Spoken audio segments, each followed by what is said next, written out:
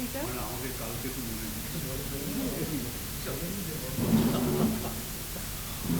আমি নিজেই ওনাকে সংবর্ধনা জানাচ্ছি, এই লোভটা আমি ছাড়তে পারলাম না। এটা একটা ভালো ছবি চাই, ফুল্লরা একটা ভালো ছবি।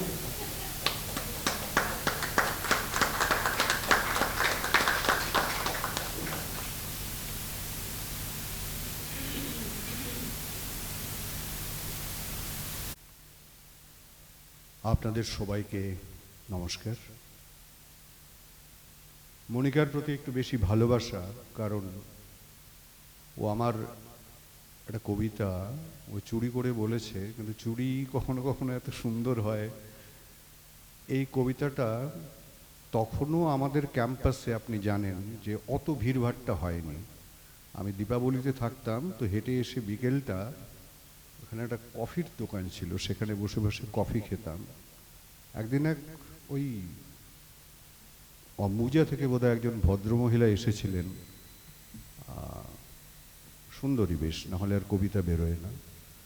তিনি তার বাচ্চার জন্য একটু আইসক্রিম কিনে গেলেন। আমি অনেকক্ষণ তাকিয়ে থাকলাম, তাকিয়ে নিজের পাকা চুলগুলোর দিকে তাকিয়ে ভাবলাম, ইস, আমাদের এই প্রেম জীবনটা ছেড়ে এত দূরে চলে যাচ্ছি, তার থেকেই ওটা বেরিয়ে আসা। একটা জিনিস আমি খুব সিরিয়াসলি ওখানে বসে বসে ভাবছিলাম, শ্রুতিকল্পের লোগোটা একটু লক্ষ্য করুন। আর ফুল্লরা যে কবিতা বলল তার মধ্যে একটি শব্দ ছিল ওখানে, বাঙালিয়ানা। এবং এখানে আসার পরেই যখন আমি বললাম, মনিকা কি হলো তোমার ঠিক 5টা, তখন পাশ থেকে একজন দিল, দাদা বাঙালির তো একটু দেরি হয়। এই 3টে জিনিসকে আমি একটু মেলাতে চাইছি। সেটা হচ্ছে, এক,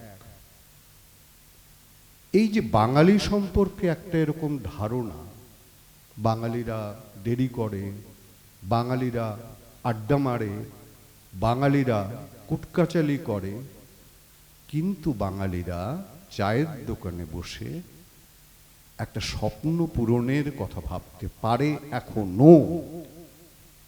এইটা আমাদের গর্বের, এইটা আমাদের শ্লাঘার। এবং আমি বলছি, এই যে শ্রুতিকল্পের ওপরে যে উড়ানের সিম্বলটা আছে, কয়েকটা পাখি, আর এখন বলে যে sky is not the limit, it's a starting point. সুতরাং যে সূচনাটা, যে ভালোবাসা দিয়ে, যে যত্ন দিয়ে শ্রুতিকল্পের সবাই আপনারা করলেন আজ এখানে, আমি একটা কথাই বলবো রবীন্দ্রনাথ থেকে, ওরে বিহঙ্গ মোর, এখুনি অন্ধ, বন্ধ করো না পাখা। বাধা আসবে, বিপত্তি আসবে। আমি নিজে একটা দল চালাতে গেছি, দলের ভেতরে অনেক দল তৈরি হবে। সেই সমস্ত কিছুকে একজন যোগ্য নেতার মতো, একদিকে শিল্পী আর একদিকে প্রশাসক, এই দুটো অস্তিত্ব নিয়ে সেটাকে রক্ষা করে শ্রুতিকল্প যদি এগিয়ে যেতে পারে, আমার অন্তত খুব ভালো লাগবে। কারণ যে কথা মনিকা বলেছে, অল্প দিনের জন্য হলেও মনিকা আমার সাহচর্যে আমি কতটা দিতে পেরেছি জানি না, অন্তত একটু স্বপ্নের বীজ আমি শুধু নয়, অনেকের কাছ থেকেই খুব ভালো সংগ্রাহক ও একটু একটু করে চয়ন করে আজকে এই জায়গাটায় এই প্রকাশটা ঘটাতে পারলো। আবারও আমি তাদের দীর্ঘ, সম্ভাবনাপূর্ণ, উজ্জ্বল আগামী প্রার্থনা করছি। আর যে গানটা দিয়ে শুরু করলো, আগুনের পরশমণি ছোঁয়াও প্রাণে আগুনের গান, আমার পাশে বসে ফুল্লরা দুখানা কবিতা বলে ছক্কা মেরে গেল। আমি কবি নই যদিও, কিন্তু আমি একেবারেই একটা বলও মারতে পারবো না এমন তো হয় না। তাই আমি একটা আগুনের কবিতা শোনাই।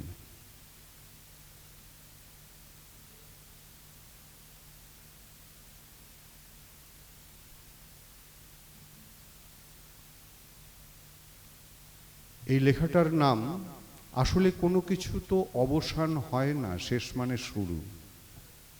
বৈশাখ তখনই আসতে পেরেছে আজ যখন চৈত্র শেষ হয়েছে। আমার এই লেখাটার নাম চৈত্র শেষের গান। বৈশাখ মানে রবীন্দ্রনাথ, জ্যৈষ্ঠেতে নজরুল, বৃষ্টি লেখায় আষাঢ় আসে হৃদয়ে অকুল। জানে না মন কি সে রোদন, কিসের বেদনে জাগে, যখন আধার শ্রাবণ দেখি বৈকালিক মেঘে।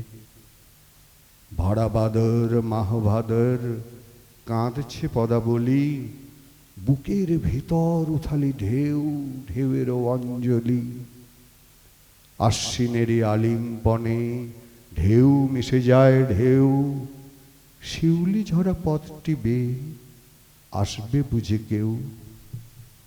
প্রতীক্ষা তাই বুকের ভিতর, প্রতীক্ষিত মন, ক্রমেই দেখি পার হয়ে যায় কার্তিক অঘ্রাণ।